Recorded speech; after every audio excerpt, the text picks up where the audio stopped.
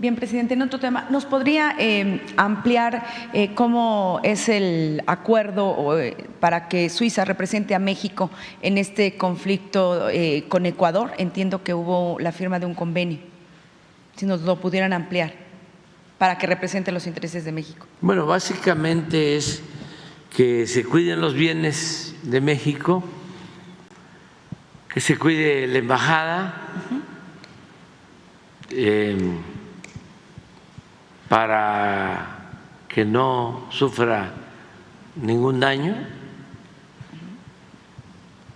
En eso estriba el acuerdo. Okay.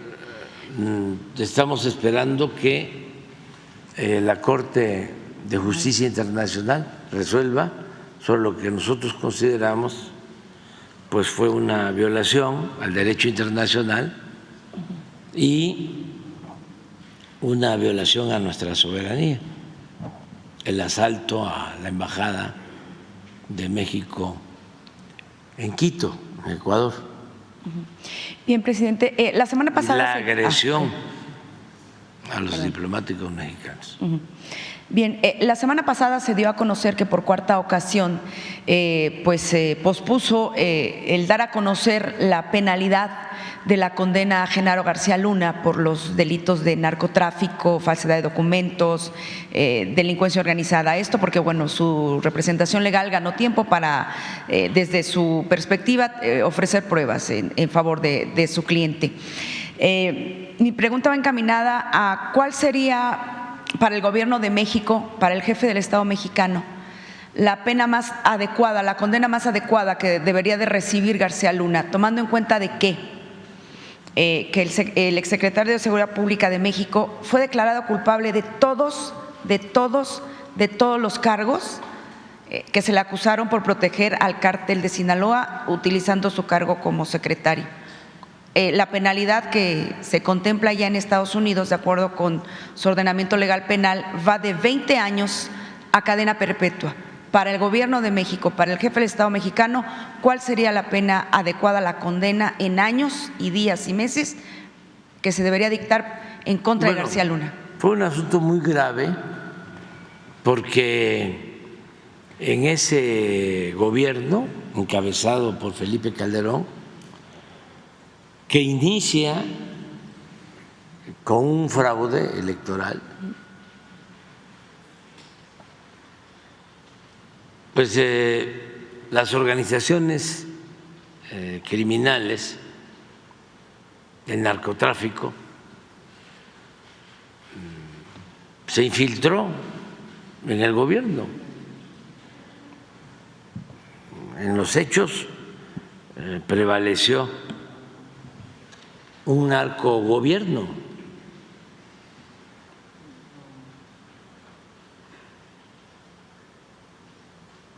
Y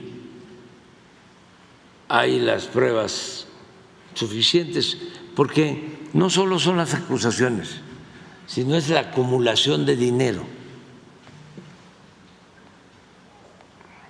No puede ser posible que una gente que empieza de informante joven en el sistema de espionaje mexicano, porque no estamos hablando de un heredero de fortuna familiar, estamos hablando de una persona que seguramente con el esfuerzo de sus padres termine una carrera y en relativamente poco tiempo, 20 años, llega a acumular tanto dinero. Ahora que venga Pablo Gómez, va a informar seguramente de la acusación por corrupción atribuida a García Luna y a sus socios. Estamos hablando de $700 millones.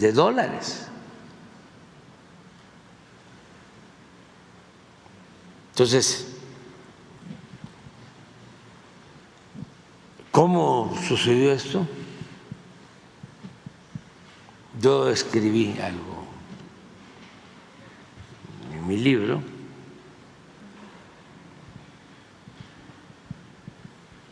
Pienso que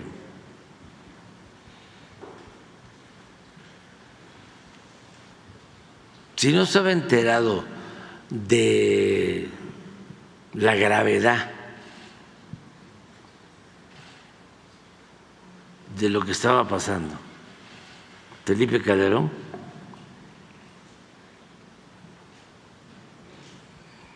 sí le permitió a Genaro García Luna actuar con mucho poder.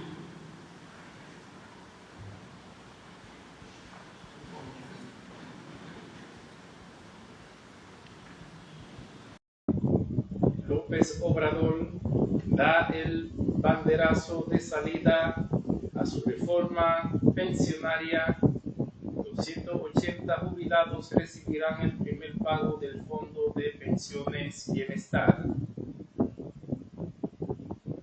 En línea con el nuevo esquema, los beneficiarios tendrán una pensión mensual equivalente al 100% de su último salario, siempre y cuando